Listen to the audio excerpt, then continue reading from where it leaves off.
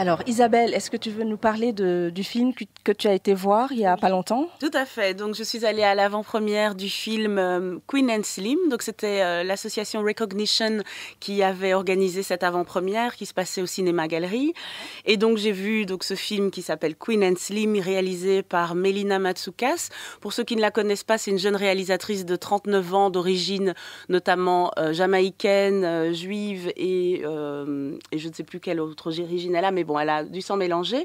Et elle avait réalisé plein de clips pour Beyoncé notamment. Oh. Oui. Et donc, vous verrez dans ce que je dirai plus tard, au niveau de l'esthétique, au niveau de la photographie, on sent qu'elle vient de l'univers du clip. Donc dans ce film, on retrouve Daniel Kaluuya que vous avez pu voir dans Black Panther et dans Get Out, exactement. J'aime beaucoup cet acteur. Et Jodie Turner-Smith, qui a surtout participé à des séries comme Night Flyers ou True Blood. Et donc c'est un Bonnie and Clyde revisité façon noire américaine, donc d'une façon très moderne et très dynamique. Donc pour vous raconter un petit peu l'histoire, il s'agit de deux jeunes Afro-Américains qui sont en rendez-vous amoureux, en rendez-vous Tinder, et au moment de rentrer chez eux, ils sont arrêtés. Ils se font arrêter par la police, c'est ça? Oui, voilà, j'ai vu un policier blanc, okay. Visiblement raciste, et donc évidemment la situation dégénère et ils sont obligés de prendre la fuite. Et donc c'est en ça que ça fait penser à Bonnie and Clyde. En termes de référence, on peut aussi penser à Thelma et Louise. Je ne sais pas si vous l'avez vu. Oui. Donc voilà, donc deux films quand même de références qui sont quand même assez fortes, mais qui n'empêchent pas d'apprécier le film parce que ça reste un film très original et très bien réalisé. Donc comme je disais, c'est un road movie où on suit les personnages tout au long de leur péripéties. On se demande tout le film comment ils vont s'en sortir. Donc on passe de l'espoir au désespoir. Elle l'a tué ou pas? Il l'a tué ou pas?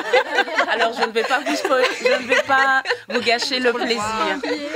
Le film sort au mois de mars, donc je ne vais surtout pas gâcher le plaisir. D'ailleurs, je ne vais pas trop vous en dire par rapport à ce film. Parce que moi, pendant tout le moment où c'est passé, j'étais là, j'ai dit, mais la bande-annonce. Oui, la bande-annonce, ils l'ont fait. Je fais, mais plus. Enfin, voilà. Donc il y a une bavure, mais mais c'est pas ce qu'on croit. Vous verrez le film. Donc ça explique que je suis désolée, mais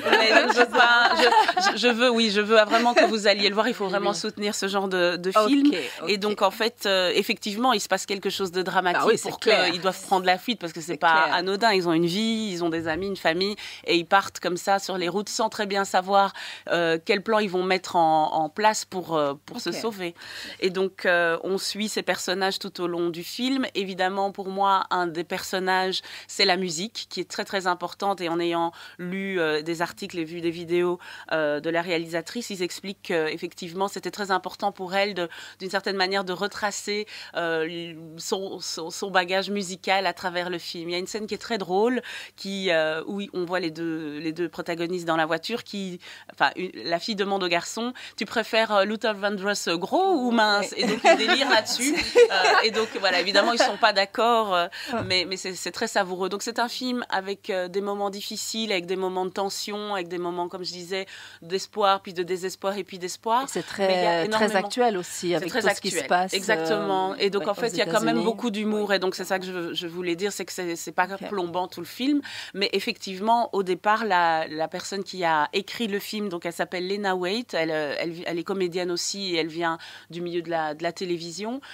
C'est parti d'une révolte, d'une grosse colère par rapport à toutes les bavures policières qu'il y avait aux États-Unis. Elle se sentait impuissante et elle s'est dit, je dois écrire là-dessus, parce que dans les moments où je regarde les news et tout, voilà. Mais donc pour vous résumer encore, juste pour vous dire que c'est un film malgré tout qui donne quand même de l'espoir, parce que je pense que grâce à ce genre de film, les choses peuvent vraiment évoluer.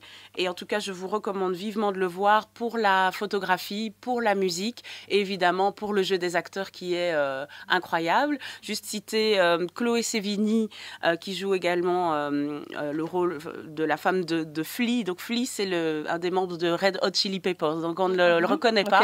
Mais donc voilà, ils font une apparition dans le film. Donc voilà, je vous le recommande. Le film sort en mars. Pour le moment, il est prévu au Cinéma Galerie. Merci de m'avoir écouté. Et n'hésitez pas beaucoup, à me suivre sur Facebook et Instagram. Voilà. Ça pue. À bientôt.